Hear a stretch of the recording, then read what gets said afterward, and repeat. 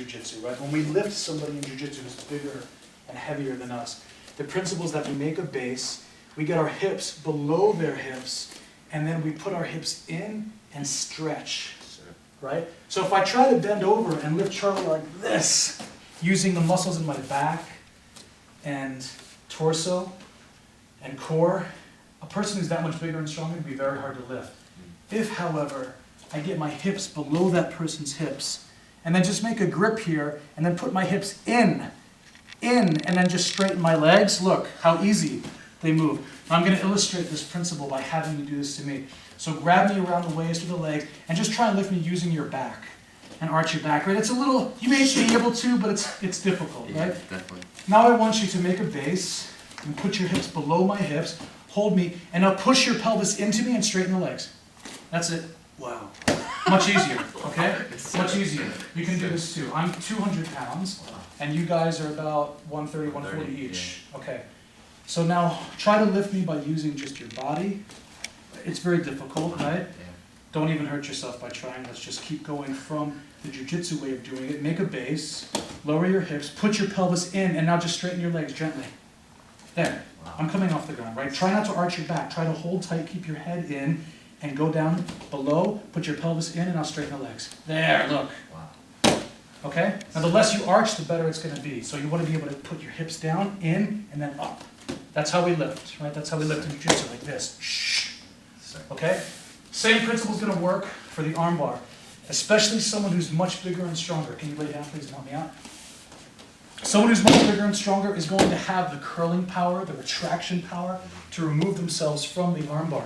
So rather than battle with them by using my arm versus their arm and getting into this tug of war, especially if they're going to use their second hand to help, what I can do is the same principle. If I want to put my hips in and lift, right?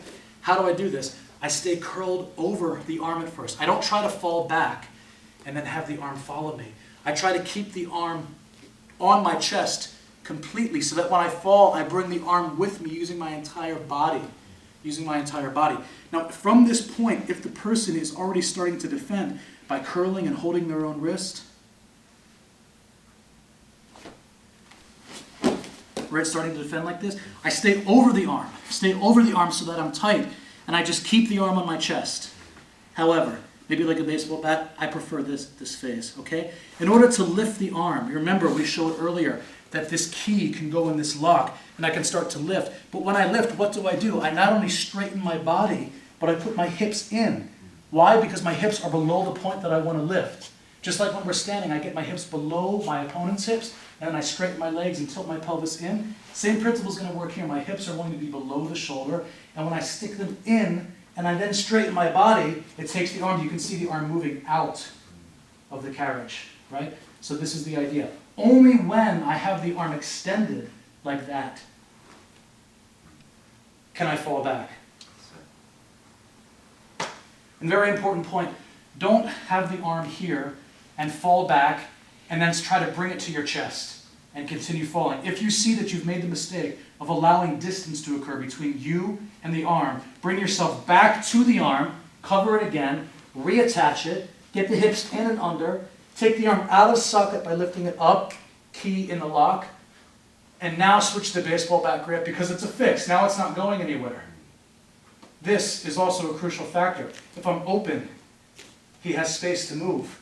So one extra barrier here is to put the knees together so that he can't come out. Another detail is the more space he has here between this leg and his head, the easier it is for him to take the pants and put the leg over the head and sit his head on top of the leg and start to escape. So I want to be aware of this, and every time he starts to move, I just want to tilt the leg back, right, just a little bit. It's just this much to keep the head down. I can also do that by keeping this leg a little straighter, okay? So again, principles here.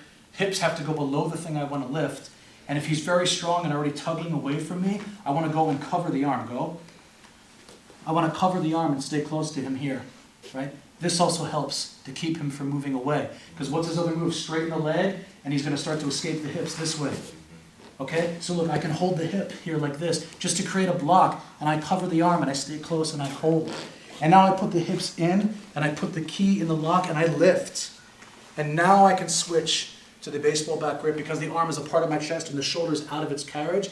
And when I squeeze my knees together to make sure the arm doesn't come out, pull your arm out, okay? Then I can fall. Only after all that can I fall. So don't be in a rush, that's the point. The point is when you get to the side, don't rush. Take your time, make all the adjustments you need to make. Make sure the arm is out of carriage. Make sure he's not escaping away. Make sure the knees are together so he can't pull the arm out. And make sure, more importantly, the arm is on the chest and fall with that.